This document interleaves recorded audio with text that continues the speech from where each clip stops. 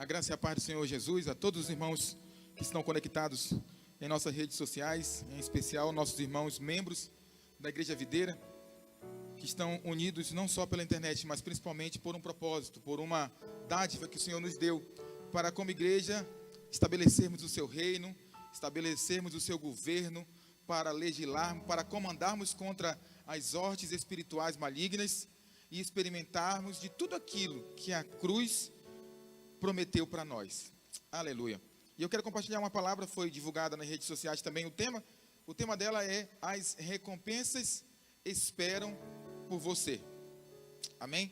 Nós sabemos que quando nós cremos no Senhor, nós ganhamos o poder de sermos feitos filhos de Deus. E isso, como filhos, também nos arremete a uma herança. Mas você sabe, herança é aquilo que você ganha simplesmente por ser filho. E existe algo também superior à herança, que são as recompensas. E é a respeito disso que nós vamos falar nessa noite. Eu quero ler um texto no livro de Hebreus, no capítulo 11, no versículo 6. Hebreus, capítulo 11, versículo 6. Na verdade, eu vou ler dois textos. O de Gênesis, capítulo 15, verso 1, também, posteriormente, na mesma sequência. O de Hebreus diz assim: de fato, sem fé é impossível agradar a Deus, porquanto é necessário que aquele que se aproxima de Deus creia que Ele existe e que se torna galardoador dos que o buscam. Em Gênesis 15, 1 diz: depois dessas coisas veio a palavra do Senhor a Abrão em visão, dizendo: não temas, Abrão, eu sou o teu escudo, o teu grandíssimo galardão. Amém? Olhe para cá. Você observa, de acordo com os textos da palavra, que Deus ama recompensar. Você percebe que o prazer dele está em dar a recompensa. Existe um prazer. Então, não pense que Deus é o tipo de Deus que está lá torcendo para você ser reprovado, para que sobre, para que a recompensa seja poupada. Não, nosso Deus é único, é todo poderoso, é infinito, poderoso para fazer infinitamente mais, abundantemente além do que tudo quanto nós possamos pedir ou pensar, segundo o seu poder que opera em nós. Então ele é essa fonte infinita de bens, de coisas, de bênçãos, de virtudes, de dons, de frutos. Ele é essa fonte infinita. Então, na verdade, ele está torcendo por mim e por você, e liberando subsídio para que a gente avance, para que a gente rompa, e naquele grande dia possamos receber das suas mãos a recompensa, o galardão. Amém?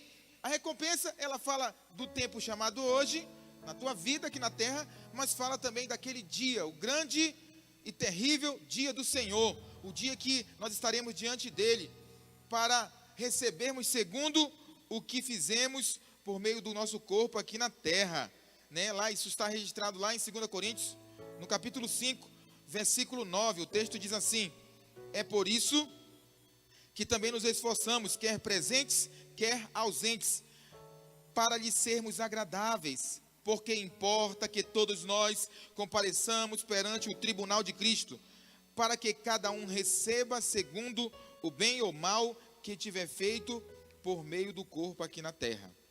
Sabe, quando você lê esse texto em uma perspectiva equivocada do Senhor, o que o texto consegue produzir nos nossos corações, na verdade, é medo. Por quê? Porque no texto diz que tem uma palavra chamada tribunal. E tribunal é feito para julgar. E o texto termina dizendo que também haverá uma recompensa, essa como uma certa disciplina, para quem fez coisas mais aqui na terra por meio do corpo. E ele está falando para todos os seus discípulos, cristãos, é para todo crente. O tribunal é de Cristo, para todos os crentes. Você tem aprendido isso na visão dos vencedores. O pastor Paulo tem ministrado uma sequência de palavras a respeito do acontecimento do tempo do fim. Nós temos cooperado com ele nisso também. E você percebe que o tribunal de Cristo é um tribunal para crentes. Mas quando você coloca esse texto nas lentes da graça, a mensagem transmitida para o nosso coração é outra. Então veja, você é filho de Deus. Você é amado por Deus, e esse amor não é provado no teu dia a dia. Esse amor é experimentado no teu dia a dia, mas ele é provado, e já foi provado, em ter Deus enviado o seu próprio Filho para morrer a seu tempo como propiciação dos nossos pecados.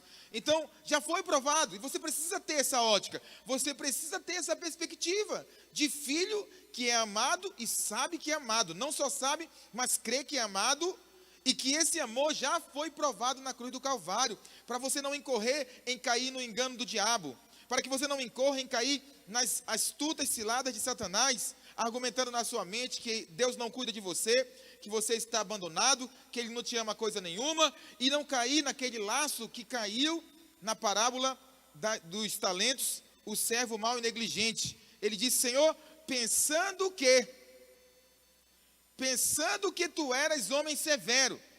Então ele tinha uma perspectiva de Deus como um patrão, como um senhor, como um líder carrasco, como um líder punitivo, como um líder que estava pronto para punir e não para recompensar. Então essa perspectiva errada de Deus nos leva a não alcançarmos a nossa recompensa.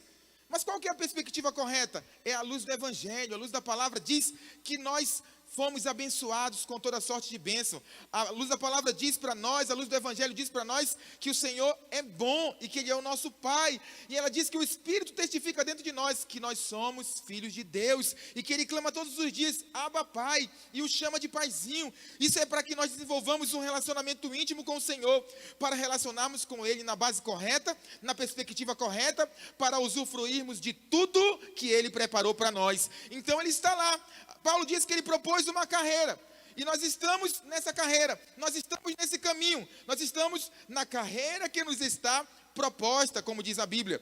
E o Senhor está lá no fim dessa carreira, Ele está no fim da corrida, não esperando com o chicote para punir, mas esperando com o galardão que Ele já preparou para mim e para você. Mas qual que é a perspectiva que vai nos impulsionar a correr a carreira de forma eficaz, de forma diligente, de forma veloz, de forma potencial? É a crença em que Ele é bom e Ele está prazeroso em te recompensar. Ele é pai, você é filho. Ele é pai de amor e você é o filho amado de Deus. Aleluia. Isso é poderoso. Por quê? Porque todo pai, e você que é pai ou mãe sabe disso, ama recompensar seus filhos por escolhas bem feitas. Em contrapartida, você sabe que não é sábio recompensar nenhum filho por escolhas que ele fez erradas. Isso não ajuda, isso não gera crescimento. Então, lembre sempre dessa forma: Ele é pai e por isso quer te recompensar. E Ele quer te recompensar porque Ele é o teu pai de amor. Amém? Mas você sabe, nós estamos diante de uma guerra, e nessa guerra nós temos um adversário, o diabo. A Bíblia diz que ele é como o ladrão, que ele veio para matar, roubar e destruir. Na verdade, a Bíblia diz que ele é o ladrão. Então ele tenta destruir teus sonhos, ele sempre vai insistir em roubar aquilo que o Senhor tem para ti, e em cima de tudo que o Senhor tem para ti, isso inclui a recompensa. A milícia montada contra você nesses dias é para que você perca a recompensa, para que você não usufrua do que Deus preparou maravilhosamente para você. Essa é a milícia de Satanás contra nós, irmãos, nesses dias. E aí, o apóstolo João, na segunda epístola, no capítulo 1, no verso 8, ele dá uma advertência. Ele diz: olha, acautelai-vos, para não perderdes aquilo que temos realizado com esforço. Então, olha para cá. João está dizendo o seguinte: olha, você já começou a carreira. Quero lembrar os irmãos que esse culto, ele é para todos, mas ele tem um objetivo especial. Os líderes de célula, os discipuladores, obreiros, pastores, líderes em treinamento, anfitriões, a equipe que o Senhor tem colocado à frente da obra, é para mim e para você. Então, pensa, você está na carreira, você já entrou, você já deu a largada, você já correu, você já assumiu posição nessa corrida. E aí, o inimigo tenta te roubar isso. E muitas vezes isso tem sim demandado esforço, tem demandado uma postura, tem demandado de você uma perseverança, tem demandado de você um foco, uma insistência, um esforço no foco de que Deus te fez vencedor em todas as coisas, mais do que vencedor. E aí, o apóstolo João está dizendo, projeta novamente, ele diz: olha, tome cuidado, porque você tem realizado tudo com tanto esforço, cuidado para não perder o que você já conquistou. não perder aquilo que já está na mão. E ele diz: mas para receberdes completo galardão. O que significa isso? Significa que tem galardão, e haverá aqueles que o receberão. Significa também que haverá aqueles que não receberão galardão, mas significa também dizer que haverá aqueles que receberão galardão, mas não receberão completo, porque emprestaram seus ouvidos ao diabo, porque cederam à sedução do maligno, e aí perderam a completude do galardão. Então preste atenção, se o galardão é bom, ele completo, ele é maravilhoso. Então a advertência é séria para nós. Apocalipse capítulo 2, versículo 26 diz: ao vencedor que guardar até ao fim as minhas obras, eu lhe darei autoridade sobre as nações. Então aqui é novamente João falando da parte de Deus, que nós temos uma carreira, mas nós temos que guardar essa carreira até o fim. Não podemos parar no meio do caminho, não podemos diminuir a marcha, não podemos diminuir a empolgação, nós precisamos estar dispostos. A Bíblia diz que nós temos que pregar o Evangelho em tempo e fora de tempo. Por que ela diz isso? Justamente porque essa perseverança é até o fim. A Bíblia diz, ainda no Apocalipse, que nós seremos recompensados como vencedores, que seremos por sustentarmos a palavra do testemunho e vencermos por causa dessa palavra e por causa do sangue do Cordeiro. Então preste atenção, meu irmão, o desafio para nós é nós pegarmos essa maravilhosa graça que recebemos, todo esse benefício que a cruz do Calvário nos promoveu, usarmos como ferramenta, pedimos ao Espírito Santo que isso gere uma combustão dentro de nós, para emanar do nosso interior força, vida, vigor, para caminharmos até o fim da carreira que nos está proposta. Você é veloz, você foi feito, a Bíblia diz, mais do que vencedor, para correr essa carreira e receber lá no final das mãos dele o grande prêmio da recompensa. Aleluia! Hebreus capítulo 6, versículo 11 diz assim: desejamos, porém, continue cada um de vós mostrando até o fim a mesma diligência para a plena certeza da esperança. Verso 12: para que não vos torneis indolentes, mas imitadores daqueles que, pela fé e pela longanimidade, herdam as promessas. Então preste atenção, a fé é útil para a perseverança, mas a longanimidade também é útil, porque a longanimidade fala de uma paciência que você precisa ter para receber as promessas, para receber a recompensa. E aí muitos, infelizmente, não passam no teste do tempo. Quando eles percebem que está demorando, e aí eles começam a duvidar, e duvidando começam a murmurar, começam a maldizer, de suas bocas saem palavra torpe, palavras que vão de encontro ao Evangelho, e começam a concluir com suas palavras e com seus corações de que não são amadas, e de que o Senhor não é fiel, e de que o Senhor não vai cumprir a promessa. Você pode observar aí o testemunho das irmãs, testemunho gloriosos. Irmã Nirlândia, em tempo de pandemia, o país em crise, sem dinheiro, Deus liberou o recurso, e ela amanhã vai fazer cirurgia. Isso é glorioso. Quantos estão precisando de dinheiro? E Deus está dando para os seus filhos, porque Ele é cumpridor da promessa. Esperou, passou no teste do tempo. Da mesma forma a irmã Mara. A irmã Mara, quantas vezes, irmãos, eu não sei nem quantos quilômetros são, do prédio da igreja Nasa Branca até sua casa e vice-versa. E quantas vezes ela foi e veio, às vezes 3 até 4 reuniões no prédio da igreja, numa semana só. Mas ela esteve lá, à frente de sua célula, batalhando, e vinha na bicicleta orando, como ela mesmo contou, dizendo: um dia eu vou ter um carro, um dia eu vou levar meus discípulos. E Deus não deu um carro qualquer, irmãos, Deus deu um carrão para ela. Passou pelo teste do tempo. Quem sabe nesse exato momento você está aí, e o diabo já estava te seduzindo a murmurar e não receber a tua recompensa. Mas o Senhor é bom, e o Espírito dele é quem te sustenta para tal. Aleluia. Sabe, eu quero falar, na verdade, de algo muito imprescindível para se receber a recompensa. Porque o caminho para se alcançar a recompensa, ele passa por vários pontos. Mas na minha opinião, e não tenho medo de errar, a principal desses pontos chama-se honra. Então, o caminho para a recompensa, ele passa pela honra. Isso está em Mateus capítulo 10, versículo 40. O texto diz assim: quem vos recebe, a mim me recebe. E quem me recebe, recebe aquele que me enviou. Quem recebe um profeta no caráter de profeta, receberá o galardão do profeta. Quem recebe o justo no caráter de justo, receberá o galardão do justo. E quem der a beber, ainda que seja um copo d'água fria, a um desses pequeninos, por ser este meu discípulo, em verdade vos digo que de modo algum perderá o seu galardão. Então você observa que o galardão, isto é, a recompensa, passa por esse caminho da honra.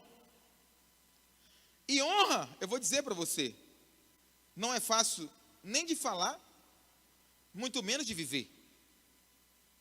E nós percebemos que nós temos pelo menos 3 coisas básicas que nos levam a ter uma atitude de desonra. Amém? Mas por que isso tende a nos levar? E o diabo se utiliza dessas coisas, desses artifícios, para nos levar a desonrar. Eu estava conversando esses dias com alguns irmãos e comentando a respeito da cultura que está instalada no país.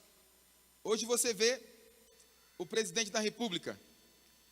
Qualquer um vai em rede nacional e fala mal do presidente, chacota o presidente.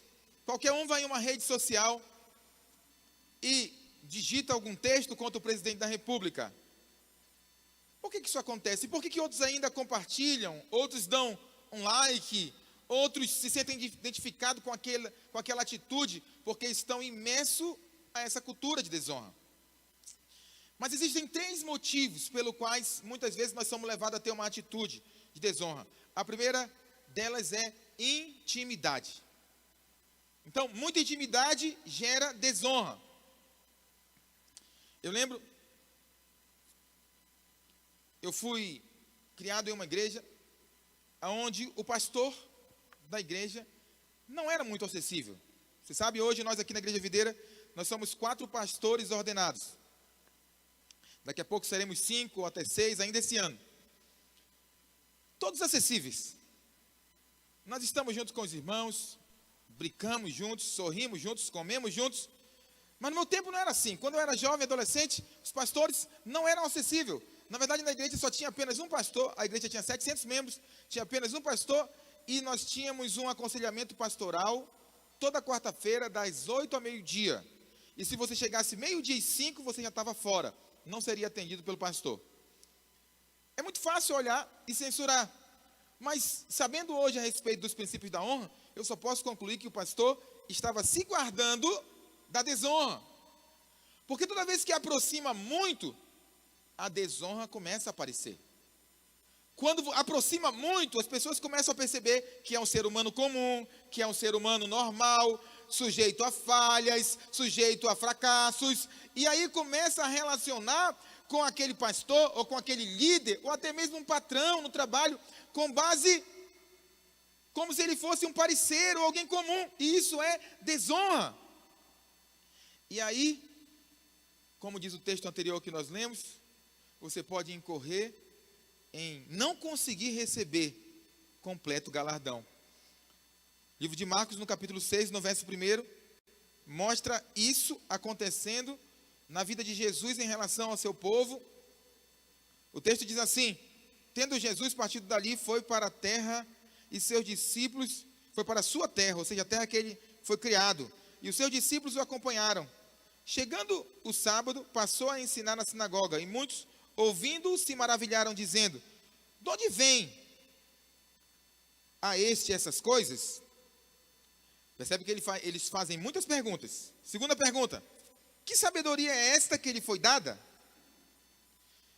E como se fossem tais maravilhas, como se fazem tais maravilhas por suas mãos? Então, aqui parece que eles estão admirados do que ele está fazendo e estão se rendendo às maravilhas que Jesus fez. Mas só parece. Na verdade, aqui só é uma introdução para expressar a desonra de seus corações. Então, a fala inicial foi bonita. Falaram das maravilhas, das coisas, dos sinais, dos prodígios que Jesus realizava. Mas era apenas uma frase introdutória para externar a desonra que estava em seus corações. Porque eles continuam dizendo: não é esse o carpinteiro, filho de Maria, irmão de Tiago, José, Judas e Simão? E não vivem aqui entre nós suas irmãs?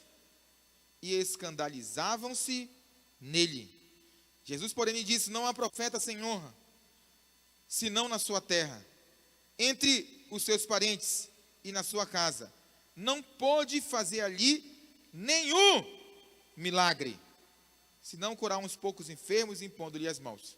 Sabe, querido irmão, membro da Igreja Videira, te falo isso com muito encargo hoje. Deus quer te abençoar.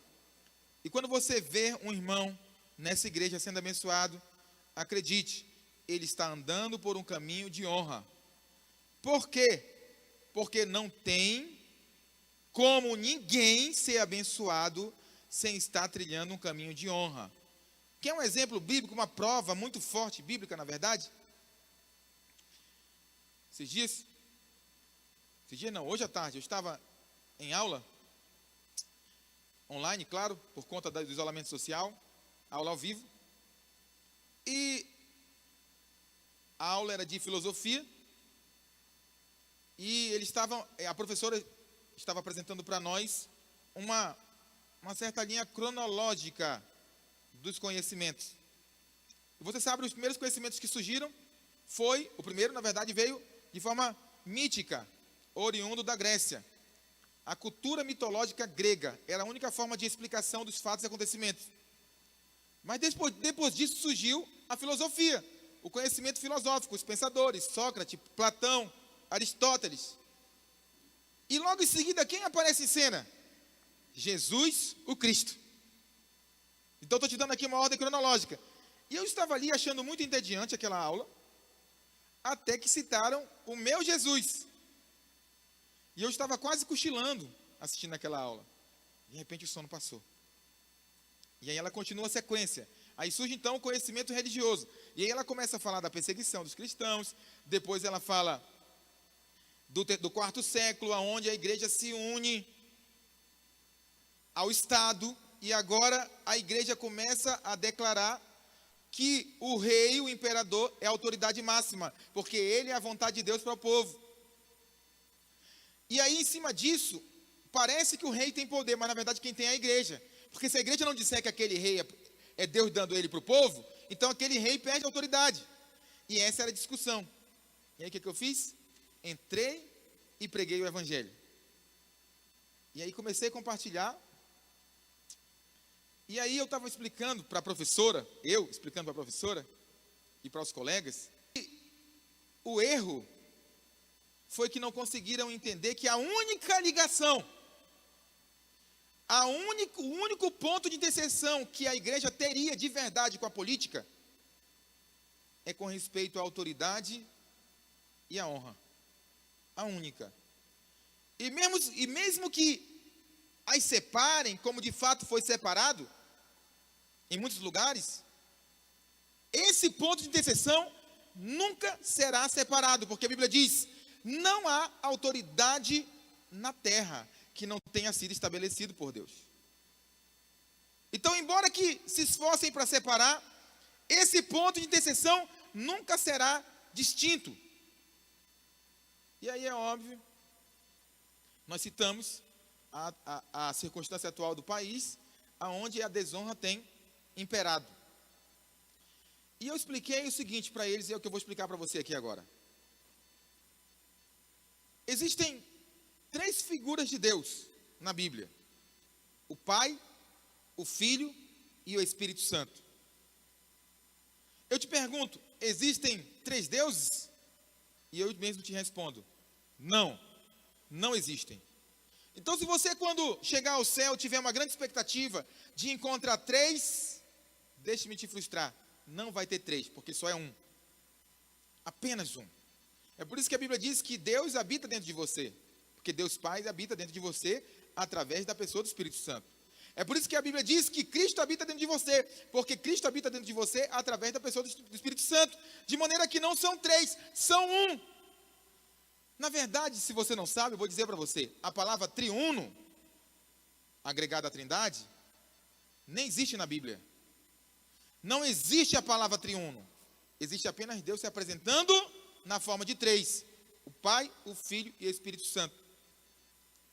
E quando você observa a atuação de cada personagem da Trindade, você não precisa ser muito observador, nem analítico, para enxergar que existe uma clara ordenação e hierarquia, autoridade e subordinado, ordens e obediências.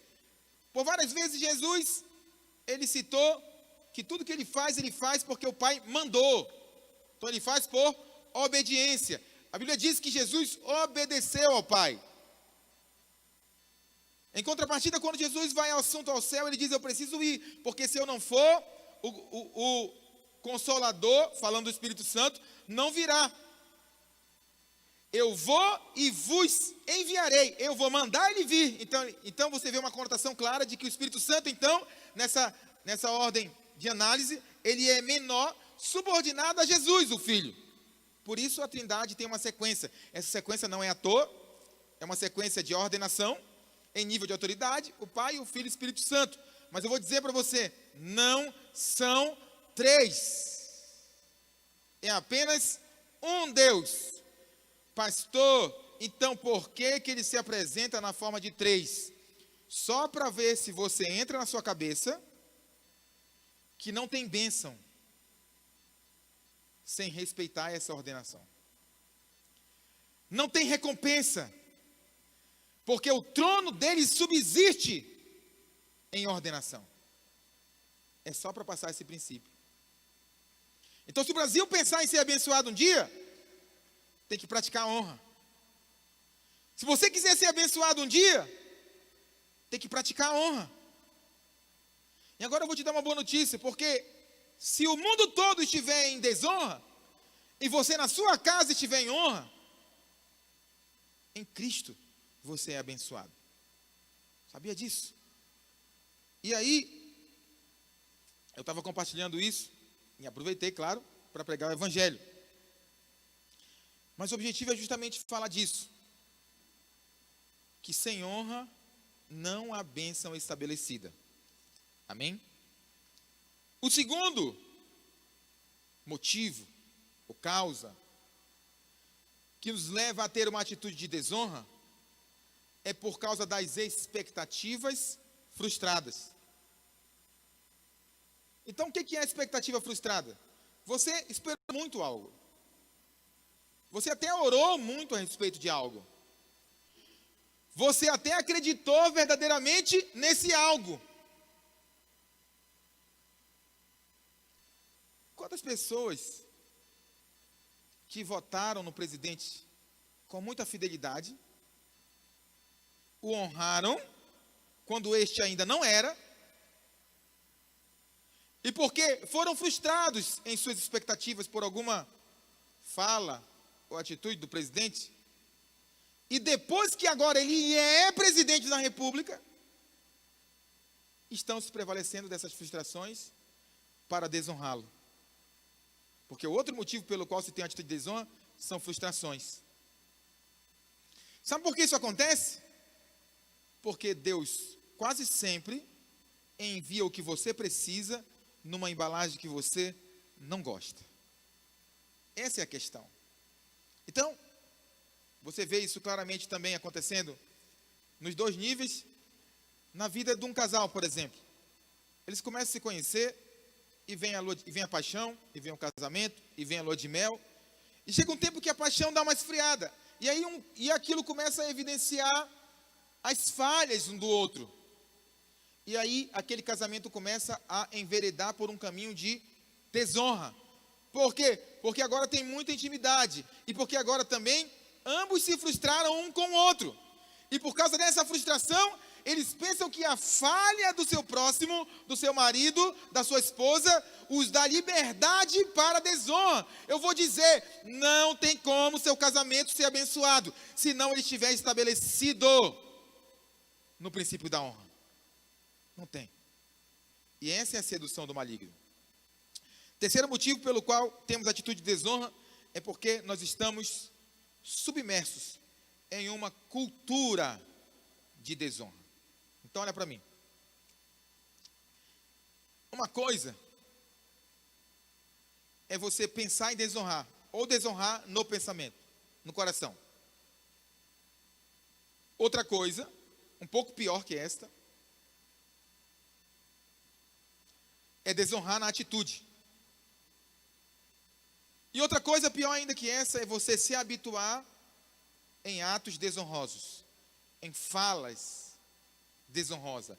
Você se habituou. O nome disso é cultura.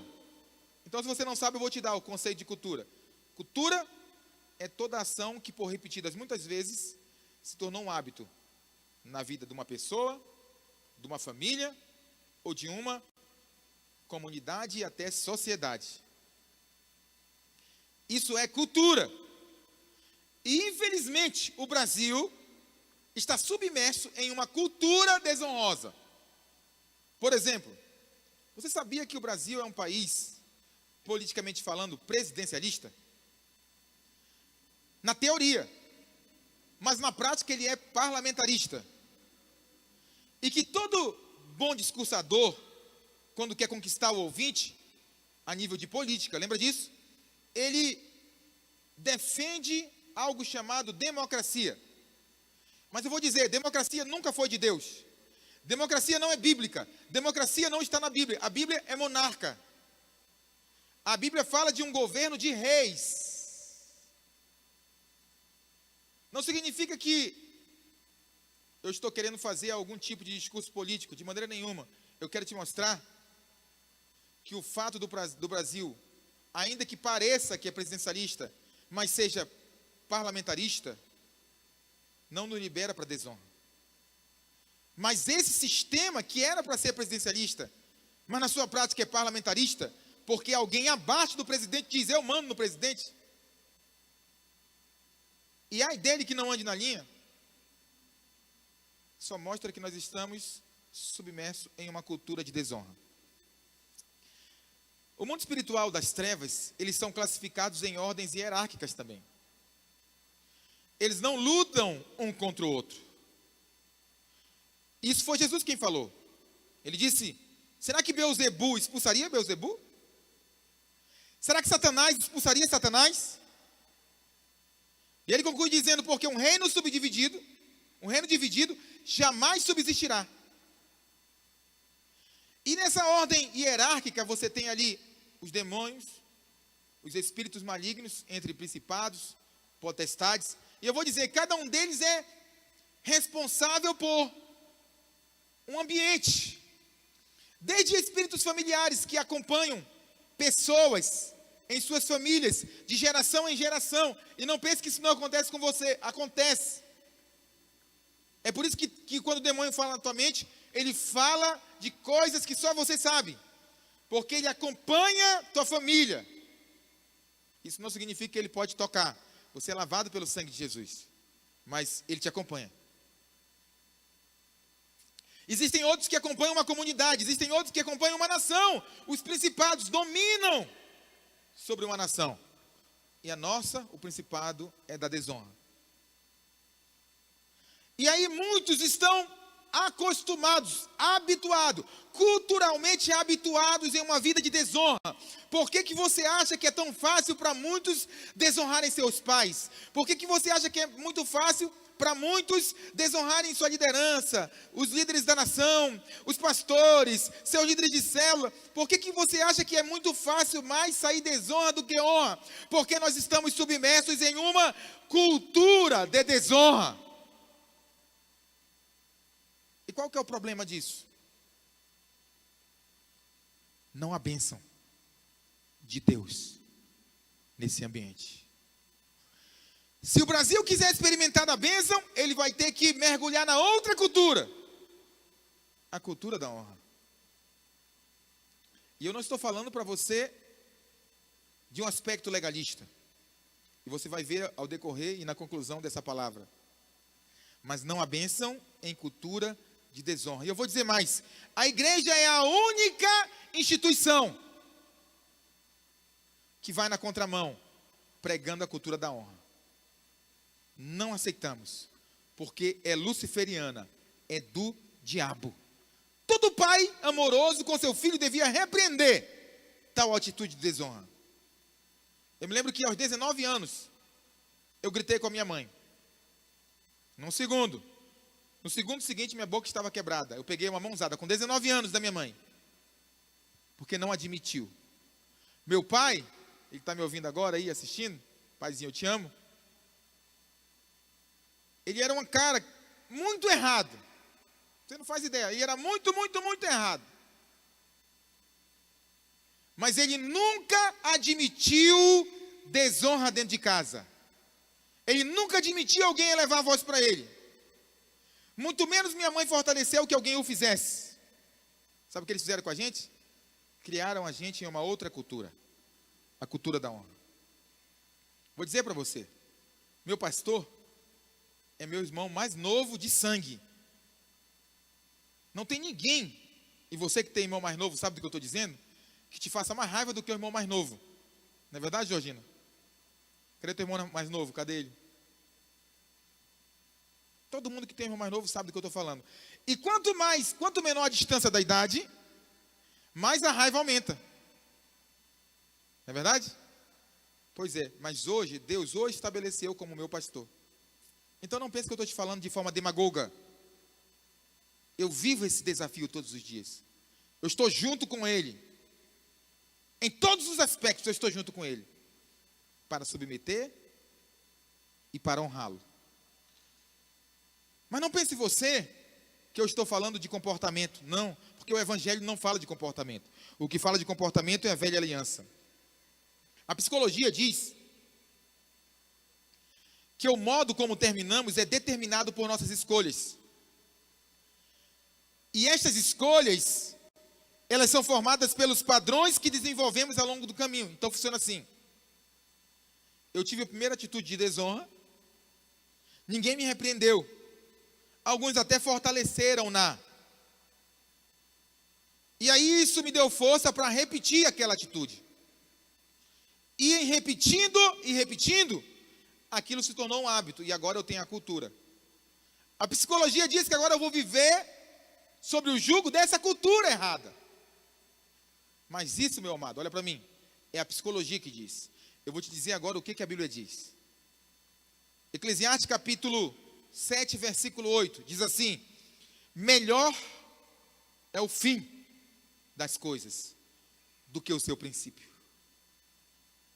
Por que ele diz que é melhor o fim? Porque para Deus não importa qual é o seu princípio. Ele tem um fim para você, que você nem é capaz de imaginar. Porque para Deus não importa o plano de destruição, aonde o diabo te colocou, tentando destruir tua família, liberando um ambiente de desonra, fazendo de você alguém desonroso, colocando alguém em você um rótulo de desonra. Para Deus não importa. Paulo diz: esquecendo-me das coisas que ficaram para trás, prossigo para as que estão adiante de mim, para o prêmio da soberana vocação de Deus, que está em Cristo Jesus, o meu Senhor. O que ele está dizendo? Ainda que eu tenha tido um passado destrutivo, ainda que eu tenha tido um passado que me formou de forma fora do padrão de Deus, de forma desonrosa, isso não interessa. Tem algo adiante de mim, e o que está adiante de mim é o prêmio da soberana vocação de Deus, que está em Cristo Jesus, o meu Senhor. Jeremias capítulo 29, verso 11, diz assim: Eu é que sei que pensamentos tenho a vosso respeito, diz o Senhor. São pensamentos de paz e não de mal, para dar a você o fim que você deseja. Eu é que sei que pensamentos que tenho sobre vós, diz o Senhor, são pensamentos de paz e não de mal, para dar a você o fim que você deseja. Você pode ter tido qualquer início ruim, você pode ser frustrado em qualquer área. Deus tem pensamentos de paz a teu respeito. Ele preparou um fim sobre modo maravilhoso para você. Aleluia. Alguém pode me dar metade de um amém? Obrigado por isso, era só metade. Sabe, eu vou dizer,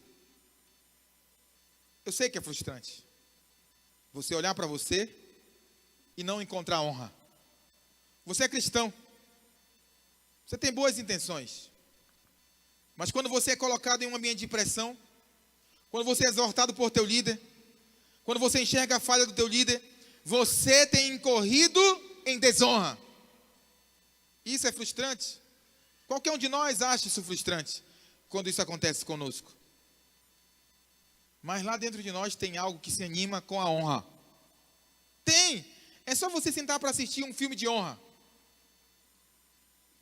O filme sério, onde o personagem é alguém de honra. Eu costumo assistir filmes assim. Tem um filme, inclusive, chamado Homens de Honra. É um filme, Denzel Washington, se eu não me engano. Ele é a história real do primeiro marinheiro negro da Marinha dos Estados Unidos. Então, na época do racismo, da discriminação muito forte nos Estados Unidos, alguém vai e entra e se torna marinheiro. É uma história muito boa, mas o que me atrai ali é a honra. Porque quando alguém indaga por que ele está lutando por aquilo, ele só responde isso: porque eu tenho honra. Da onde eu vim, alguém me ensinou honra. Quem o havia ensinado? O Pai. E por que isso conquista nosso coração? Porque aí dentro de você tem um desejo de se tornar alguém de honra. Mas como eu disse a você, eu não estou aqui pregando comportamento, nem legalismo. Eu estou aqui pregando o Evangelho. E por que precisa do Evangelho para vencer a desonra? Porque honra não é uma ação. Honra, ela começa primeiro no coração, começa no pensamento, depois numa fala e depois numa ação. A mesma coisa acontece para a desonra. Acontece na mente, no coração, na fala e depois na atitude. Mas ela não começa ao contrário, ela não começa na ação, ela termina na ação. Por isso eu não posso aqui estar pregando de comportamento. Eu tenho que ir para lá, para onde ela começa. E Jesus sabe disso. Tem um texto de Marcos capítulo 2, versículo 8, que diz assim: e Jesus, percebendo logo por seu espírito que eles assim arrazoavam, disse-lhes: por que arrazoais sobre essas coisas em vosso coração? Aqueles homens não falaram nada contra Jesus. Não sei se você conhece o contexto desse texto. É onde Jesus cura o paralítico. E Jesus, antes de curá-lo, pergunta, diz a ele, por causa da fé dele, os pecados deles estão perdoados. E na mente deles, somente no coração deles, eles pensaram: quem é esse cara que acha que tem poder para perdoar pecados? E aí Jesus enxergou como estava no coração. Havia uma raiz de desonra lá dentro do coração. E aí eu te pergunto, como vencer? Se é lá dentro. É por isso que talvez você que está me ouvindo tentou, e sempre tem incorrido no mesmo erro de desonra, e por isso não tem experimentado da melhor recompensa, não tem experimentado do melhor de Deus, não tem usufruído da colheita na sua vida, no seu casamento, nas suas finanças, no seu ministério, na sua célula, não tem prosperado, porque sempre tem corrido no mesmo erro. Eu vou dizer para você, Jesus sabe onde está a raiz, e Ele é o teu Salvador. Se nós entendemos que é dentro, então não pode ser nós que nos mudamos. Não é eu me esforçando para ter uma atitude de honra, porque muitos, infelizmente, estão fazendo assim. A olho humano é bonito. Você vê alguém se esforçando para honrar. Mas eu vou dizer, para Deus não funciona assim. É o coração. É o coração. Por isso que Jesus repreendeu aqueles porque os desonravam no coração. E se é o coração, só o Espírito Santo pode mudar dentro de nós e nos levar a sermos homens e mulheres de honra. Lucas capítulo 22, versículo 25. Lucas capítulo 2, verso 25, diz assim: havia em Jerusalém um homem chamado Simeão, homem este justo e piedoso, que esperava a consolação de Israel, ou seja, Jesus. E o Espírito Santo estava sobre ele. Quem, irmãos? O Espírito Santo. E porque o Espírito Santo estava sobre ele, no verso 26, o Espírito Santo lhe revelara que não passaria pela morte antes de ver o Cristo do Senhor. Movido pelo Espírito, com E maiúsculo, Espírito Santo, foi ao templo. E quando os pais trouxeram o menino Jesus para fazerem com ele o que a lei ordenara, Simeão o tomou nos braços e louvou a Deus, dizendo: agora o Senhor pode se despedir em paz o teu servo, segundo a tua palavra, porque os meus olhos já viram a tua salvação. Olha para mim. O que os olhos de Simeão tinham visto? Eu vou dizer para você o que os olhos dele viram. Uma criança catarrenta. Se duvidar, naquele momento ela tinha até feito caquinha. Quantos quilômetros José e Maria não deviam ter andado? Nem sei se existia lenço umedecido naquela época. Fralda descartável. Uma coisa eu sei, todo recém-nascido é feio. Alguém diz, que bonitinho, mas é mentira. Ele nasce com cara de maracujá engelhado. O que Simeão viu? Por causa do Espírito, ele enxergou a salvação de Israel em Jesus. Aquele povo de Nazaré, que já ouvira falar de muitos milagres que depois de grande Jesus já havia realizado, porque o Espírito não estava sobre ele, porque o Espírito não agira sobre eles, eles ficaram incapacitados de enxergar o Salvador, de enxergar o enviado do Senhor. Lembra da primeira passagem? O que recebe o profeta, no caráter de profeta, terá o galardão do profeta. O que recebe o justo, no caráter de justo, terá o galardão do justo. E o que der de beber a um desses pequeninos, por ser ele meu discípulo. Aquele que cuidar desses, só porque é meu discípulo, só porque eu enviei, só porque eu o levantei, só porque eu o estabeleci, de modo algum perderá o seu galardão. Mas para você enxergar que este que foi enviado é profeta, para enxergar que este que foi enviado é justo, para você enxergar, para que os teus olhos vejam que este que foi enviado é um pequenino discípulo de Jesus, você precisa dele, o Espírito Santo. Não lute para ser alguém de honra. Só ele pode mudar a tua história. E eu vou dizer, Deus ama recompensar, mas Ele só pode recompensar se houver honra estabelecida. E porque Ele ama recompensar, e porque Ele também te ama, Ele colocou o Espírito dele dentro de você, para fazer de você uma pessoa de cultura de honra.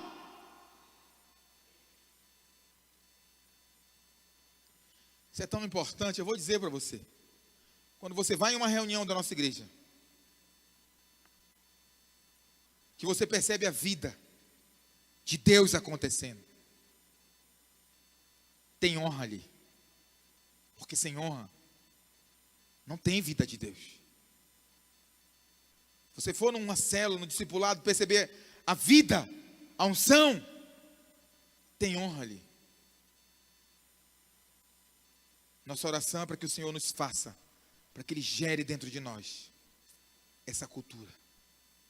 De dentro para fora, do coração para o pensamento, do pensamento para a fala, da fala para a ação, para que nossa boca, ao ser aberta, libere honra, libere e libere, até isso se tornar uma cultura, para que nós possamos experimentar de bênçãos, nesse tempo e no tempo futuro.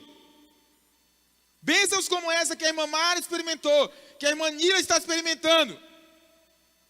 Mas ainda existe mais. Existe uma recompensa para esse tempo, existe uma recompensa para o tempo futuro. Isso está lá em 1 Timóteo, capítulo 4, versículo 8. O texto diz assim: pois o exercício físico para pouco é proveitoso, mas a piedade para tudo se aproveita, porque tem promessa para da vida que agora é e da que será. Na linguagem de hoje, você observa aí no texto, estaria assim: pois os exercícios físicos, ou seja, correr, malhar, jogar bola, ginástica, os exercícios físicos têm até alguma utilidade, mas o exercício espiritual tem valor para tudo, porque o seu resultado é a vida, tanto agora como no futuro. Olha para mim. Vida aqui, especificamente nesse texto, no original grego é zoe, vida de Deus. O que Paulo está dizendo a Timóteo, na verdade, aqui, é que se você quer ser um homem de honra, uma mulher de honra, não adianta tentar. Você precisa de exercitar o seu espírito. E exercitar o espírito, eu não estou dizendo que você deve orar muito, ler muito a Bíblia, não. Eu estou falando que você deve se voltar para dentro do teu espírito. Porque quando você volta para dentro do teu espírito, tem alguém lá dentro do teu espírito. A pessoa de Cristo Jesus habita dentro de você, através da pessoa do Espírito Santo. Ele está lá dentro, como está escrito: contemplando a Jesus, o Senhor, a sua própria imagem como por espelho, sejamos nós transformados de glória em glória na sua própria imagem. Quando você se volta, presta atenção, orar não é um rito religioso. Orar não é uma prática religiosa simplesmente, nem jejuar, nem ler a Bíblia. Orar, jejuar e ler a Bíblia é voltar-se para a verdade. E a verdade é que o próprio Filho de Deus habita dentro de mim. E quem é o Filho de Deus? É aquele que deu sua vida na cruz do Calvário para perdoar-me de todos os meus pecados e para perdoar aqueles que falham comigo e que me levam para a desonra, para perdoar todos aqueles que errarem comigo. Quando eu me volto para dentro de mim, eu percebo que não tem porquê eu tomar posse da justiça própria, mas somente da que vem da fé, a justiça de Cristo pela fé, e entendermos que nós não somos superiores a ninguém, mas nós devemos subordinação uns aos outros, como diz Paulo em suas cartas, porque só o Espírito de Deus para fazer isso com a gente, e esse Espírito está dentro de nós, aleluia. É isso que o texto está dizendo. Quando você pratica exercícios físicos, você vai para frente de um espelho para olhar como está a sua musculatura, ou se já baixou alguns quilinhos. É assim, sim ou não? É assim, Eduardo? Por isso que a academia é cheia de espelho. O exercício espiritual é igual. Quando você vai para o exercício do espírito, você vai para outro espelho. O texto diz: contemplando como que por espelho, sejamos nós transformados na sua própria imagem, o Senhor. E quem foi o Senhor? Ele foi o humilde. Simples assim. Foi por isso que ele disse: está pesado para você? Porque está andando no jugo pesado? Eu vou dizer. Sabe por que está pesado? Por causa da desonra. É isso que Jesus está dizendo. Pastor, qual é a prova? A continuação do texto diz assim: vinde a mim, você que está cansado e sobrecarregado, eu vou te aliviar. Tomai sobre vós o meu jugo e aprendei de mim, porque eu sou manso e humilde. Presta atenção que o texto não diz aprendei comigo, porque aprendei comigo é Jesus fazendo para você ver e você copiar. Evangelho não é isso. Evangelho é aprendei de mim. Por que de mim? Porque ele disse, ele é o rio de águas vivas que flui. Quando você vê alguém tendo atitude de honra, fluiu dele. Dele quem? Jesus, o humilde. Alguém está me entendendo? Aleluia. É muito fácil pregar daqui não. Eu nem ouço amém, não ouço glória a Deus. E eu vou dizer para você, já vou encerrar. Dentro de nós, o segredo todo está dentro de nós. Queria chamar a equipe de louvor, pode subir. Existem muitas recompensas, como você viu o texto que eu li agora. Existem recompensas para essa vida e existem recompensas para a vida futura. Não perca nenhuma delas. Acautelai-vos para não acontecer que você perca o completo galardão. Porque Deus quer te recompensar hoje, mas Ele quer te recompensar amanhã também. No grande dia do Senhor, tem uma recompensa para você. Mas aquela recompensa será medida pelo nível de honra que vivemos hoje. Porque assim como o trono de Deus subsiste em ordenação, Pai, Filho e Espírito Santo, Ele estabeleceu tudo nessa mesma base. É por isso que temos na igreja Cristo, o cabeça da igreja. Temos o pastor principal, temos os pastores de prédio ou de rede, que são apoiadores e membros do presbitério. Temos os obreiros e discipuladores, líderes de célula, líderes de treinamento. Tudo é uma ordenação.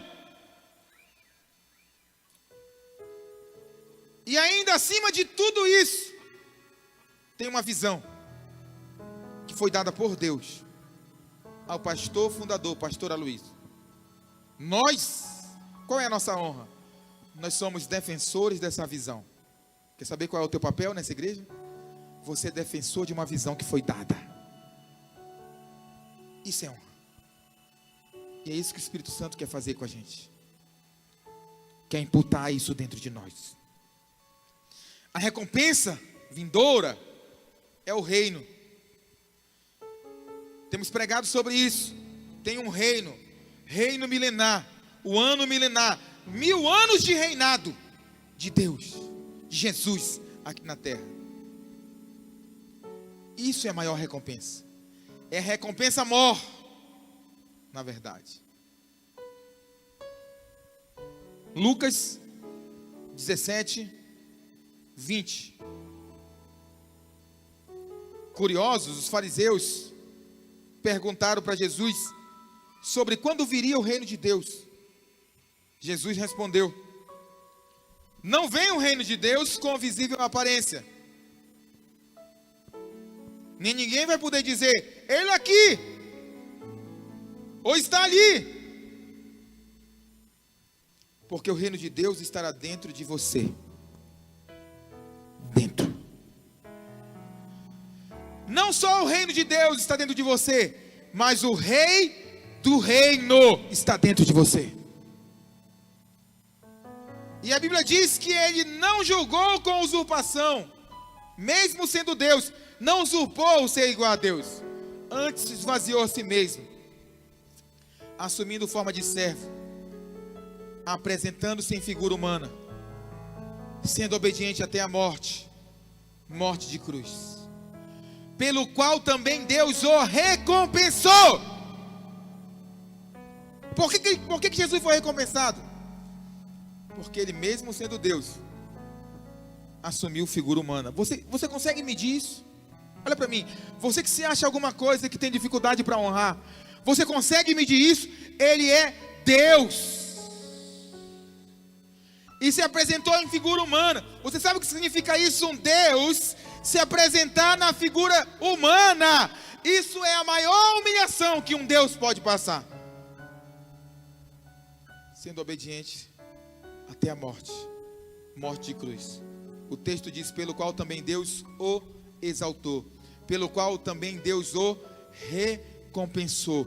Ele deu o nome que está acima de todo nome, a qual diante desse nome todo joelho se dobrará e toda língua confessará que Jesus Cristo é Senhor e Rei, para a glória de Deus Pai.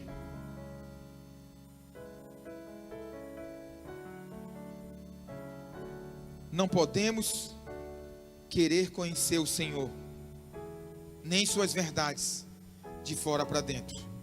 O reino de Deus está dentro de nós. O reino de Deus está dentro de você. Romanos capítulo 14, verso 17 diz: porque o reino de Deus não é nem comida nem bebida, mas é justiça, paz e alegria no Espírito. Está dentro de nós. Fique de pé onde você está. Nós vamos orar juntos por essa verdade. Vamos orar para que o Senhor mova dentro de mim, mova dentro de você e faça fluir. Nós queremos aprender de Jesus. Aprendei de mim, que sou manso e humilde de coração. Nós vamos fluir dele nessa noite, porque ele é manso e ele é humilde. E para honrar, só fluindo nessa humildade. Humildade de Jesus. Feche os olhos onde você está. Aleluia. Meu orgulho me tirou do jardim, sua humildade colocou o jardim em mim. Se eu vender tudo que tenho, em troca do amor eu falharia.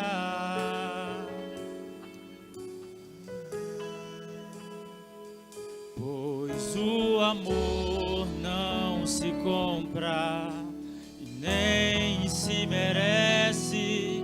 O amor se ganha, de graça o recebe. Eu quero conhecer Jesus.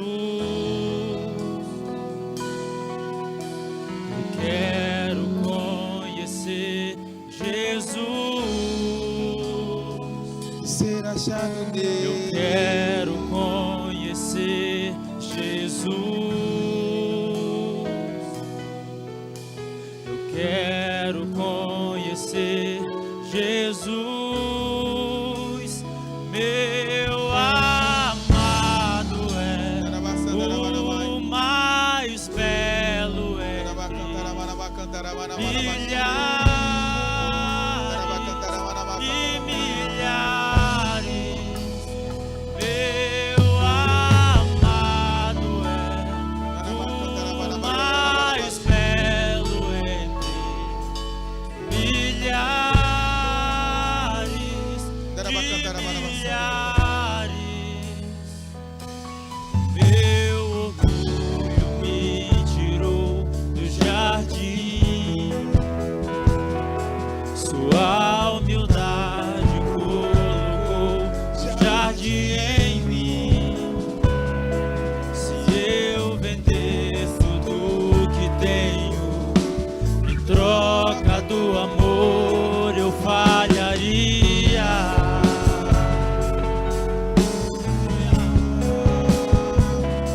Pois o amor não se compra e nem se merece. O amor se ganha, de graça o recebe. Eu quero conhecer Jesus. Eu quero conhecer Jesus. Eu quero conhecer Jesus. Eu quero conhecer Jesus. Meu amado é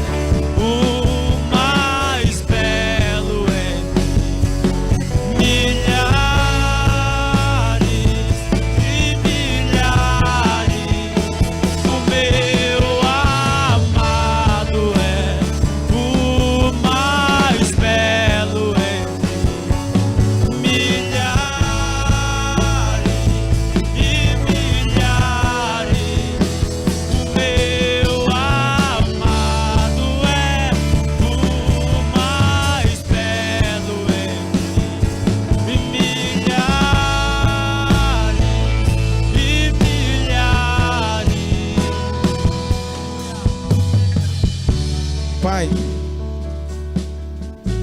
pela palavra da fé, fé no que está escrito, eu declaro, nós, essa igreja, cada líder nessa igreja, e cada família representada na liderança dessa igreja, somos abençoados com toda sorte de bênçãos espirituais nas regiões celestes. E existe uma chave, Deus, para manifestação de todas essas bênçãos, chamada honra. E a minha oração é para declarar, ó Deus, que o Senhor está movendo no nosso coração, e nós estamos aprendendo do Senhor, que é manso e humilde de coração. E pelo Teu Espírito Santo, o Senhor já tem estabelecido uma cultura de honra no meio da igreja. E as evidências disso é que as bênçãos já têm se manifestado. Como igreja, Pai, nós estendemos essa honra que flui do nosso interior para a cidade, para a sociedade. Nós estendemos essa honra que flui do nosso interior para a nossa nação. Eu declaro, através de cada igreja dessa nação, o fluir da honra dada pelo Espírito Santo de Deus, para que a nação brasileira seja abençoada. O Espírito da revelação do poderoso Deus manifesta a honra no meio de nós, manifesta a honra em nós e através de nós, para que todo o ambiente, onde quer que estejamos, receba a manifestação de toda sorte de bênçãos. Você é abençoado. Experimente da bênção. Flui de dentro de você a honra. Flui de Cristo, o humilde, o justo, de você e através de você, para dentro da sua casa agora.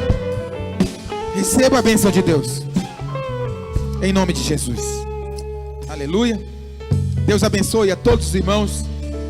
Deus abençoe um final de semana abençoado, nas células, nas casas. A vida de Deus flui em nós e através de nós, em nome de Jesus. Amém. Aleluia.